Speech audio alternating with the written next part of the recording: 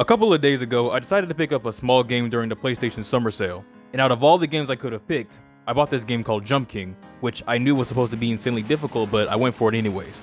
Now I do have a history with hard games, and they become some of my favorites.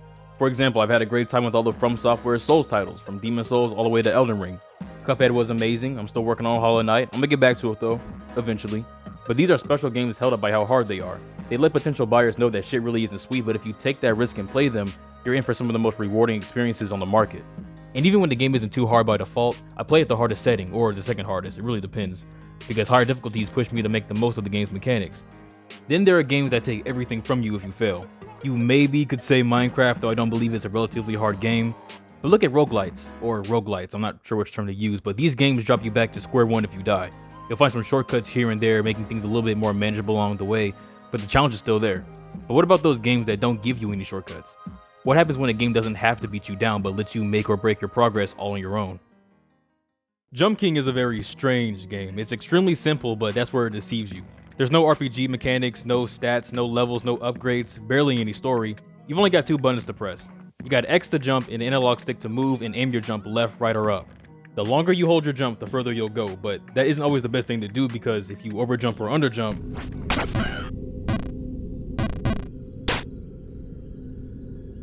there are no platforms to speak of. You can save, exit the game and pick up where you left off, but if you fall, the place where you land becomes your new save point. Each and every move you make is a commitment, the same way you commit to an attack in Dark Souls. Only here, if you mess up, it could cost you the whole damn game. You have zero control of yourself in the air, which means you lack a basic feature that many other platformers give you, like Crash Bandicoot. You jump one direction and you've got to be certain about how far you're going to go and where you're going to land, because if you screw up, it's entirely on you. It's infuriating, but that's kind of the point, isn't it? You can miss one crucial parry in Sekiro and get sent back to the last checkpoint.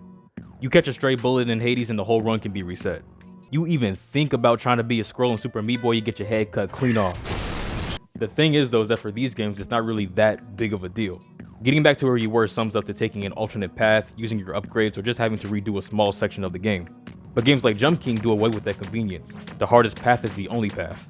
It feels like an anti-game, or more like an anti-modern game, where accessibility and enjoyment is pushed to the side so that the challenge can really have its time in the spotlight. It emphasizes the concept of living with your mistakes, and I've got to admit, there is an art to it. Overcoming what feels like impossible odds and getting there via the most difficult way, and you persist through the failures, even when the game legit tells you to give up.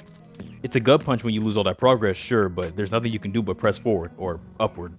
And I'm sure I'll get a feel for it eventually, and I'm sure making it to the top will feel all the better, but as for right now, I'm still working my way up, so wish me luck.